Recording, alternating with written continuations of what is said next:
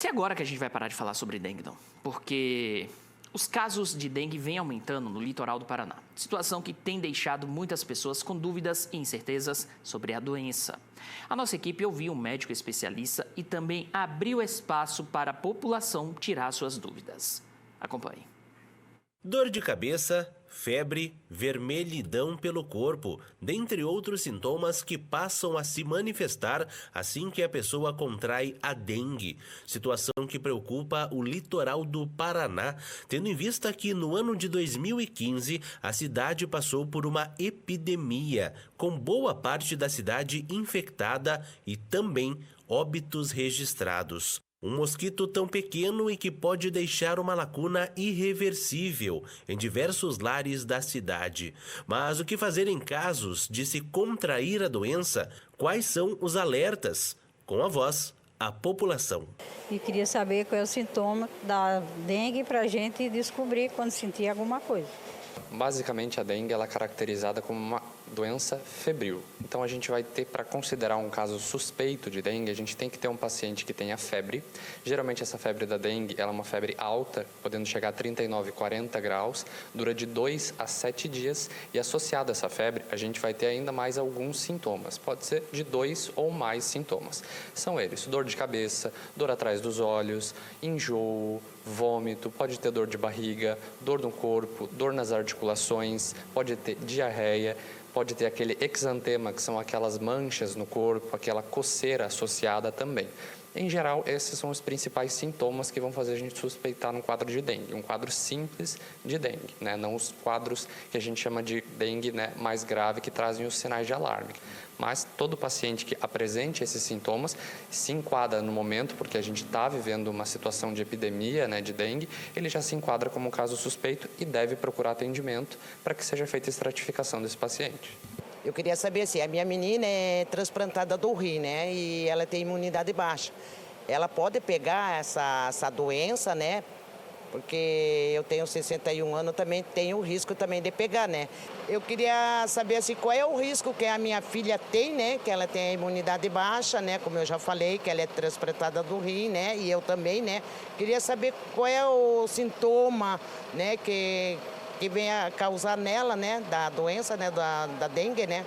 Paciente transplantado, ele vai entrar num grupo de pacientes que a gente considera como pacientes com um risco aumentado para desenvolvimento das formas graves de dengue. São esses pacientes, por exemplo, lactentes menores de 2 anos de idade, gestantes, pacientes imunocomprometidos, onde se enquadraria o paciente, né, transplantado, pacientes com mais de 65 anos e comorbidades associadas e mais alguns outros pacientes que a gente faz a análise de acordo com a consulta médica. Então, esses pacientes, esse grupo específico, tem um risco maior de desenvolvimento das formas graves de dengue, sim. E por isso, durante a avaliação clínica e durante a consulta, a gente vai ter que trabalhar com esse paciente e tomar condutas de acordo com isso. Então, a gente vai pedir alguns exames adicionais, vai ficar mais de olho em relação à evolução desse paciente nos próximos dias, porque, como a gente sabe, a dengue é uma doença dinâmica.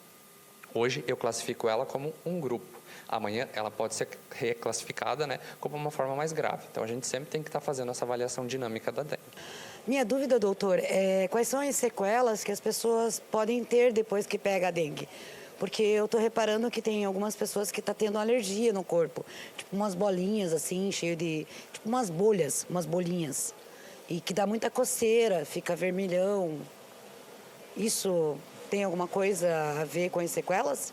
Essa questão do prurido, né, da coceira que o paciente pode desenvolver em associação daquelas manchas no corpo, geralmente acontece um pouquinho depois dos sintomas iniciais da dengue, tá? Então a gente vai ter nos primeiros dias a febre, as dores e um pouco depois aparece esse exantema, né, que são as manchas, e a coceira. Isso não necessariamente é uma sequela, é só uma evolução natural da doença. E isso tende a se resolver em no máximo aí 10 dias, tá? E principalmente com o uso da medicação, bem orientada pelo médico, pela consulta médica que for realizada, tende a se resolver. Agora, em relação às sequelas, de fato mesmo, o que seriam sequelas, por definição? Seria algum sintoma que persista depois que a doença cure, tá? Então, o paciente vai sarar da dengue e, digamos que ele vai ter 3 meses depois, ainda continua tendo dores nas articulações ou dor no corpo, aí sim a gente vai precisar iniciar um processo de investigação, né, para ver se realmente isso é uma sequela da dengue. Tem alguns estudos que mostram que pode existir algumas sequelas a longo prazo, mas aí vai ter que ser avaliado principalmente a questão com especialistas. Doutor, eu já tomei minha vacina faz algum tempo, eu posso contrair ela de volta? Como ele está comentando que ele foi vacinado há algum tempo, possivelmente a vacina que ele tomou foi a vacina que estava sendo disponibilizada há algum tempo atrás, né? Que é a vacina que hoje em dia já não está mais sendo aplicada.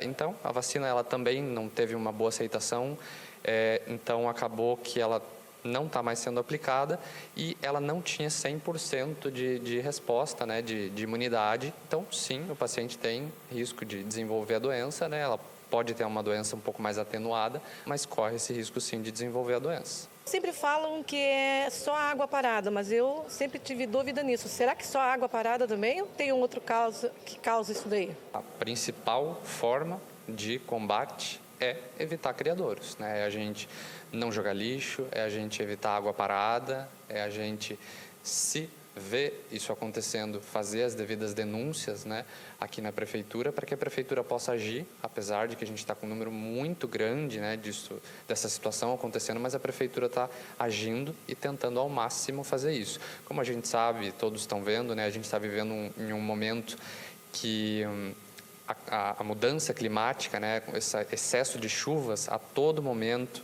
a gente está tendo muito foco de água parada. Então, se cada um fizer o seu trabalho, a sua parte, a gente vai conseguir de pouquinho em pouquinho diminuir a incidência da doença.